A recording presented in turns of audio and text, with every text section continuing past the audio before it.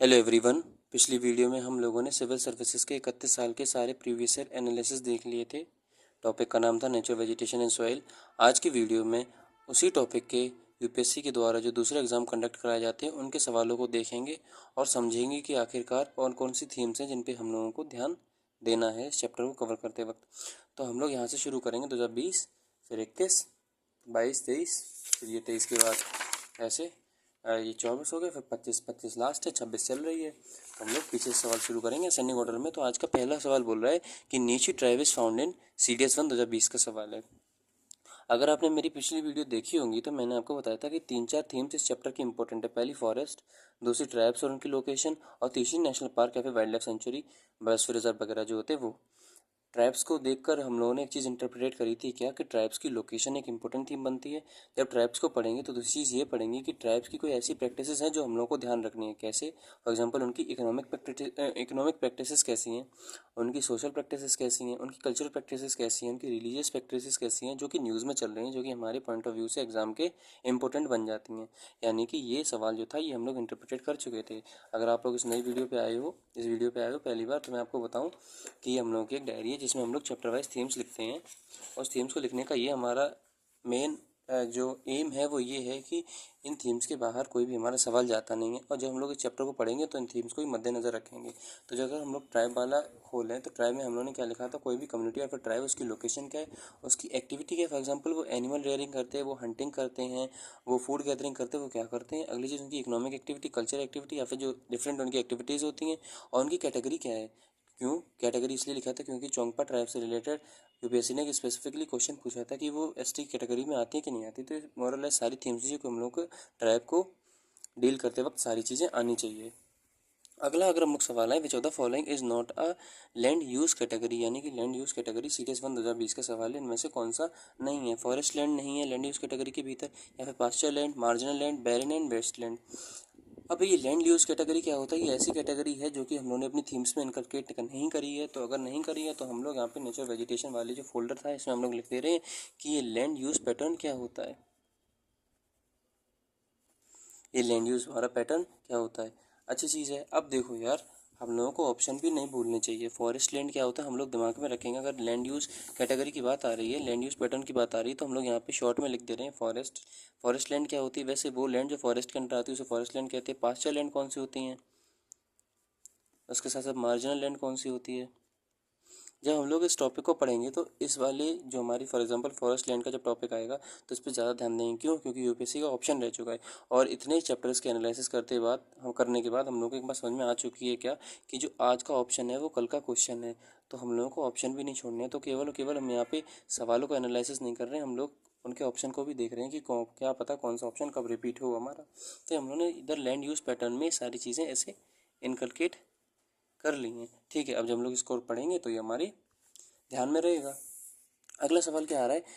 अगला सवाल ये जो है ये कंबाइंड जियो साइंटिस्ट 2021 का सवाल है, यानी कि अगली साल का है। इसमें क्या है, culturable land which is left uncultivated for more than a year but less than 5 year is called as, यानी कि 1 साल से ज़्यादा के लिए उसको प्लो नहीं किया गया और 5 साल से कम के लिए, तो उसको हम लोग क्या बोलेंगे? अब देखो ज़रा ऑप्शन ज़रा देखते हैं हम लोग। कल्चरेबल वेस्टलैंड क्या होती है?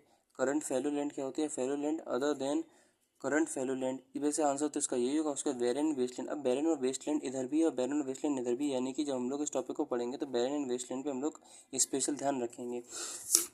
ठीक है, तो हम लोग ये सारे ऑप्शन भी लिख ले रहे हैं। दूसरे पेज पे लिख दे रहा हूँ मैं, इधर जाएगी कमी है, या फिर इसी को इधर ऐसे आगे लिख दे रहा हूँ कि कल हम लोग जरा ऑप्शन देखें फिर इधर लिखें। पहला हमारा आता कल्टिवेबल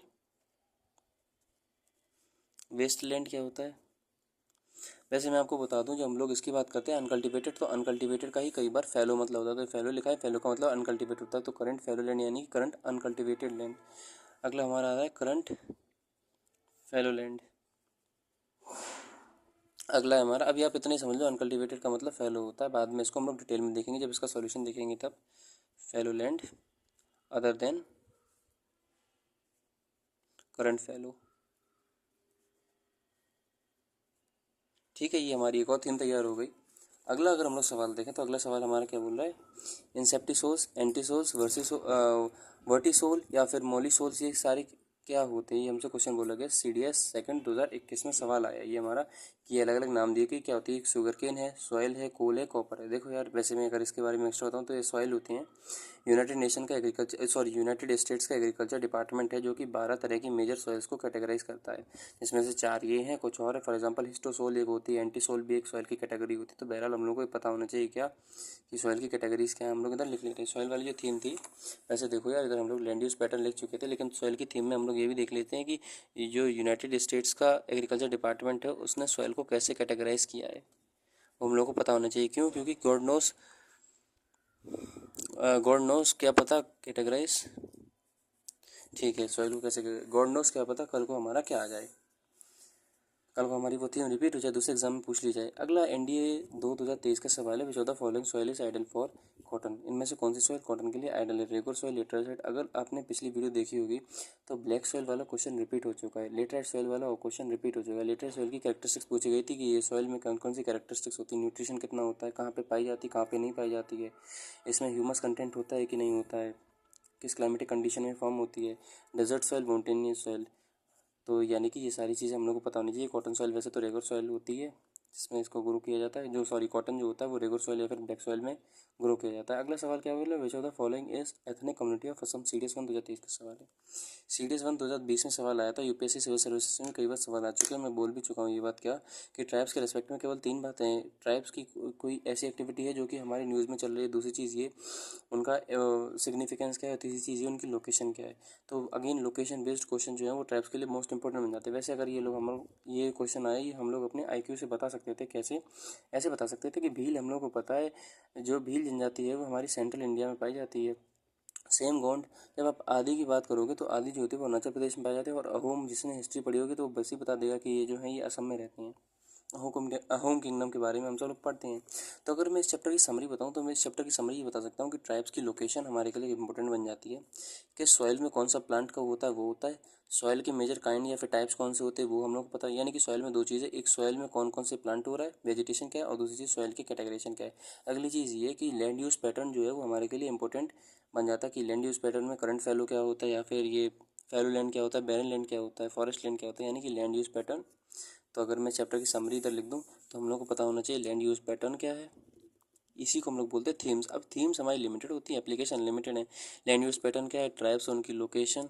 और फिर जो एक और चीज़ हम लोग को देखनी चाहिए, क्या सॉइल में दो एस्पेक्ट बनते हैं। क्या पहला एस्पेक्ट हमारा ये बनता है कि सॉइल और उसमें क्रॉप कौन सी होती है, दूसरी चीज़ ये सॉइल का मेजर कौन कौन सी 12 सॉइल्स हैं जो कि USA ने नोटिफाई करी है। यानी कि 3 ये मेन इंपॉर्टेंट हमारी थीम बन जाती है। मैंने इधर समरी लिख दी आपकी। अगर हम लोग आगे देखें सवाल, तो any land that is left fallow for more than 5 years is term map. अब देखो, लैंड यूज़ पैटर्न हमारी थीम थी, एनडीए 2024 में सवाल पूछा गया। और सवाल क्या, हमारा सवाल ये है कि कोई भी ज़मीन जिसको 5 साल के ज़्यादा के लिए छोड़ दिया उसे क्या बोलते हैं? तो उसको हम लोग कल्चरेबल वेस्टलैंड बोलते हैं। अब मैं आपको अगर इसके बारे में एक्स्ट्रा बताऊँ तो करंट फैलो वो फैलो होता है जो कि 1 साल से कम के लिए छोड़ा जाता है कल्टीवेशन के लिए। फैलो अदर देन करंट फैलो वो होता है जो कि 1 साल से ज़्यादा के लिए छोड़ा जाता है, 5 साल से कम के लिए छोड़ा जाता है। कल्चरेबल वेस्टलैंड वो होता है जो कि 5 साल से ज़्यादा के लिए छोड़ा जाता है। यानी कि देख रहे हो, मैं ये बताना चाह रहा हूँ आपको, यार आप ऑप्शन देखो, आप अपने समझाओगे कि जो 5 साल से ज़्यादा के लिए छोड़ा जाता है उसे क्या बोलते हैं। इधर जो सवाल आया था वो क्या बोल रहा था कि cultivable land which is left uncultivated for more than a year but less than 5 year. यानी कि 1 साल से ज़्यादा के लिए और 5 साल से कम के लिए। पिछले सवाल बोला था 5 साल के ज़्यादा के लिए। कल्टिवेबल वेस्टलैंड पिछले ऑप्शन था करंट फैलो ऑप्शन था। उसका हमारा fallow land other than current fallow option था, बिल्कुल था। वेटलैंड जो बैरन वेस्टलैंड है वो उधर भी ऑप्शन है। यानी कि मोरलेस समरी जो है वो ये है कि हम लोगों को ऑप्शन के बारे में भी जानकारी होनी चाहिए। क्यों जानकारी होनी चाहिए? इसलिए जानकारी होनी चाहिए कि वो केवल और केवल ऑप्शन के ऊपर वो खेल रहा है। फॉर एग्जांपल, अगर हमें पता होगा कि इसका आंसर ये है, हमारा ऑप्शन नंबर सी, मैं आपको बता रहा हूँ, सही हो गलत नहीं बता रहा हूँ कि हाँ इसका आंसर सही सी ही है, मैं केवल आपको रफ गेस, चलो मान लो मैं ये बता रहा हूँ कि इसका आंसर हमारा ए होगा या इसका आंसर बी होगा। अभी क्या होगा क्या नहीं होगा इसका आंसर, आप लोग इसके आंसर में पढ़ना कि आप ये बता रहे हो ये नहीं बता रहे। मैं ये बताना चाह रहा हूँ कि अभी मुझे इसका आंसर नहीं पता है। फॉर एग्जाम्पल मान लो मैं बोल रहा हूँ कि इस वाले क्वेश्चन का आंसर नंबर डी है, जो 5 साल से कम के लिए छोड़ा जाता है उसको हम लोग बैरन लैंड बोलते हैं। बल्कि इसका सर पैर नहीं, लेकिन फिर भी बता रहे हैं इसको बैरन लैंड बोलते हैं। तो हम लोग को यहीं पे नहीं रुक जाना कि इसका आंसर बैरन लैंड है, हमें इन तीनों को भी मतलब पता होना चाहिए। क्यों? क्योंकि क्या पता कल का जो आज का हमारा ऑप्शन है वो कल का क्वेश्चन बन जाए। वही हुआ है, अगर इसका हमें आंसर पता होता 2021 में, तो ये जो 2023 का CDS का सवाल, सॉरी 2024 का NDA का सवाल था, वो हम लोग डिकोड कर पाते। मैं नहीं बता रहा हूँ इसका आंसर फैलो लैंड है या फिर अदर फैलो लैंड है, मैं यही बता रहा हूँ केवल कि हम लोगों को अगर ऑप्शन की भी जानकारी होती तो हम लोग आराम से इसको कर लेते। तो ये बात हमें क्लियर हो गई। अगला सवाल अगर हम लोग आए तो अगेन देखो, any land that is left fallow for more than 5 year is term में, उसको हम लोग क्या बोलते हैं, कल्चरल वेस्टलैंड बोलते, क्या बोलते हैं, यानी अब देखो इसमें भी बैरन एंड वेस्टलैंड वाला जो ऑप्शन है वो हमारा रिपीट है, यानी कि ये ऑप्शन कैसा बन जाता है, इंपॉर्टेंट बन जाता है। इसके बारे में हम लोगों को बेसिक जानकारी होनी चाहिए। अगला क्वेश्चन अगर हम लोग आए, व्हाट इज कल्चरल वेस्टलैंड। अब देखो कल्चरल वेस्टलैंड क्या होता है, आ गया। कल्चरल वेस्टलैंड उस ज़मीन को बोलते हैं जो कि छोड़ दी जाती है, लेफ्ट फैलो मतलब होता है अनकल्टिवेटेड, जो कि छोड़ दी जाती है मोर देन 5 ईयर, यानी कि देख रहे हो NDA का सवाल CDS में आ गया, यानी कि UPSC जो होती है। अब देखो पेरेंट बॉडी तो एक ही है, चाहे सिविल सर्विसेज की ले लो, चाहे NDA की ले लो, चाहे CDS की ले लो, जब से पेरेंट बॉडी एक ही है तो सवालों का जो थिंकिंग का जो नज़रिया होगा वो भी तो एक ही होगा, सिंपल। यानी कि ये सवाल कैसा था, कायदे में रिपीट सवाल था, कुछ आउट ऑफ द बॉक्स नहीं है, यानी कि 2024 का सवाल NDA का CDS का कमांड यू साइंटिस्ट 2021 के सवाल से निकल रहा है, और वो भी CDS 2020 के सवाल से हिंट दे दी थी कि हम आपको लैंड यूज पैटर्न के ऊपर सवाल पूछेंगे आपसे फ्यूचर पे। ओके, अगला सवाल हमारा क्या बोल रहा है, consider and identify types of soil given by natural resource, video में आ रहा है natural resource conservation services NRCS। अब ये देखो एक सॉइल की कैरेक्टरिस्टिक्स के बारे में लिखा गया है कि it develop in poorly drained area, it is largely compose of slow decomposing plant material, it is common in tundra vegetation. अब देखो एंटीसोल्स, इंसेप्टिसोल्स, हिस्टोसोल, एंडीसोल, याद आया, कॉमन यूज साइंटिस्ट 2025 का सवाल है, नहीं याद आया तो मैं याद दिला दूँ।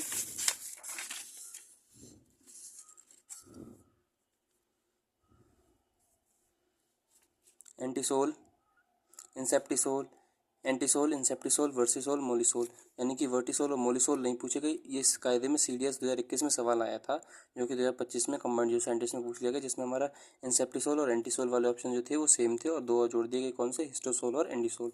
मैंने क्या बताया था, मैंने ये बताया था कि यूनाइटेड नेशन के एग्रीकल्चर डिपार्टमेंट ने 12 मेजर क्रॉप्स को छांट रखा, यानी कि 4 ये हो गई और पीछे 2 हो गई, 4 और 2 कितने हो गए, 6, क्योंकि 2 तो रिपीट है ना, यानी कि ये भी सवाल कैसा है, कायदे में रिपीटेड है। इसीलिए हम लोग दूसरे एग्जाम्स को देख रहे हैं, क्योंकि क्या पता कल को ये वाला, आज इन्होंने 6 फसलें बता दी हम लोगों को, एंटीसोल क्या होता है, इंसेप्टिसोल क्या होता है, हिस्टोसोल क्या होता है, एंडीसोल। अब कायदे में हमें लोग इन चारों के बारे में पता होना चाहिए, पीछे वालों के बारे में पता होना चाहिए, क्यों, क्योंकि क्या पता कल को UPSC जो है सिविल सर्विसेज में हमसे एंटीसोल सीधे पूछ ले। क्यों, अब देखो इन्होंने पता सीधे कैसे पूछ ली, ऐसे सीधे पूछ ले। अगर हम लोग इस क्वेश्चन के बारे में थोड़ा देखें तो इसका आंसर हिस्टोसोल होता है। कैसे होता है, ऐसे होता है, देखो यार, अगर आपने पहाड़ी जगह थोड़ी देखी हो गई, टुंड्रा वेजिटेशन वाली, वहाँ पे पता क्या होता है, वहाँ पे ये होता है कि इतनी ज़्यादा बर्फ़ वगैरह गिरती है तो वहाँ पे, और ऑक्सीजन लेवल भी कम होती है, जब ऑक्सीजन लेवल कम होती है, बर्फ़ ज़्यादा गिरती है, तो प्लांट जो होते हैं वो सड़ गल नहीं पाते सही से, उसको हम लोग क्या बोलते हैं, कीचड़ बोल दो। कीचड़ कैसा, मतलब मार्शी एरिया टाइप की होती है, जहाँ पे जो प्लांट के जो रेसिड्यू वगैरह होते हैं वो बहुत धीरे धीरे डिकम्पोज होते हैं, इससे क्या होता है, मार्शी लैंड टाइप का बन जाता है, बहुत गंदा वो होता है, आपने शायद देखा हो, काला काला गोद सा होता है वो, तो इसको हम लोग हिस्टोसोल बोलते हैं। तो अब इन्होंने क्या किया, पार्टिकुलरली एक के बारे में पूछ लिया। अगर उन्होंने एक के बारे में पूछा है तो ये हमसे इंटरप्रेट कर रहे हैं कि हमें इन तीनों के बारे में भी, हमसे ये एक्सपेक्ट कर रहे हैं कि इन तीनों के बारे में भी हमें पता होना चाहिए। क्यों, क्योंकि क्या पता 2025 कंबाइंड जो साइंटिस्ट का CA में आया है, UPSC 2026 में आ जाए किसी और एग्जाम में। ठीक है, ये हम लोग इंटरप्रेट कर चुके हैं। एज पर land revenue record any land is categorize as cultural waste land. अब अगेन देखो, if it is left fallow uncultivated for more than, यानी कि फैलो का मतलब अनकल्टिवेटेड होता है, फॉर मोर देन। अब देखो फिर से, cultural waste land, cultural waste land कितनी बार होता हूँ, कल्चरल वेस्ट लैंड सीरीज 2024 का सवाल NDA में आ गया। फिर कहीं पे होगा कल्चरल वेस्ट लैंड, यानी कि 3 बार ऑप्शन हमारा रिपीट हो चुका। तो अगेन वही बात है कि वही होता है जो 5 साल से ज़्यादा के लिए छोड़ दिया था, ऑप्शन भी नहीं बदले भाई, 2 साल इधर भी था, 5 साल इधर भी था, 1 साल इधर भी, यानी कि ऑप्शन भी नहीं बदले हैं। तो आप लोगों को वीडियो देख के समझ में आ गया होगा। अगर मैं समरी निकालूँ, वैसे आज की वीडियो में हम लोगों ने सिविल सर्विसेज के या फिर जो UPSC द्वारा दूसरे एग्जाम कंडक्ट होते हैं सभी के हम लोगों ने नेचुरल वेजिटेशन एंड सॉइल के प्रीवियस ईयर एनालिसिस खत्म कर दिए। अब उसके सॉल्यूशन को हम लोग डिटेल में देख लेंगे अगली वीडियो से, जो कि आती है। अच्छा, मैं ये और बता दूँ, वीडियो जो होती है वो डेली रात को 8 बजे मैं अपलोड करता हूँ, डेली। अब देखो यार, इस चैप्टर की समरी निकाली जाए तो इस चैप्टर में 4 इंपॉर्टेंट एस्पेक्ट बन जाते हैं। एक लैंड यूज पैटर्न, दूसरा हमारा ट्राइब्स के बारे में, तीसरा हमारा फॉरेस्ट के बारे में, चौथा हमारा, इसको हम लोग बोलते हैं नेशनल पार्क वगैरह। तो नेशनल पार्क वगैरह में भी हम लोगों को लोकेशन पता होनी चाहिए, कौन सी नदी उसके पास है, कौन सी कम्युनिटी पास में रहती है, कौन सी नहीं रहती है, कौन सा शहर उसके पास में। अगली चीज़ हम लोगों को फॉरेस्ट के बारे में, जो फॉरेस्ट का लेटेस्ट स्टेटस, फॉरेस्ट रिपोर्ट जो लेटेस्ट आती है, लेटेस्ट स्टैटिस्टिक्स होता है, वो पता होना चाहिए कि स्टेट में कितना ज़्यादा है कितना कम है। फॉरेस्ट किस जगह पे, इंडिया के मैप पे हमें पता होना चाहिए कि कौन सा फॉरेस्ट कहाँ पाया जाता है, उसकी बेसिक कैरेक्टरिस्टिक्स क्या है। लैंड यूज़ पैटर्न में तो आप समझ ही गए होंगे, ये कल्चरल वेस्टलैंड क्या होती है या फिर फैलो लैंड क्या होती है, क्या नहीं होती, ये सारी चीज़ें पता होनी चाहिए। वेरी लैंड क्या होती है, उसका जो मेजर क्रॉप्स होती है वो पता होनी चाहिए। तो बस इतनी थोड़ी बहुत थीम है इस चैप्टर में, इस चैप्टर की पूरी यही समरी है। अगली वीडियो में हम लोग इसके सॉल्यूशंस को देखेंगे। आपका कोई भी सजेशन हो कमेंट में ज़रूर बताना, वीडियो कैसी लगी यही बताना। तो अगली वीडियो में मिलते हैं मेरे भाई। टिल देन, जय हिंद, जय भारत।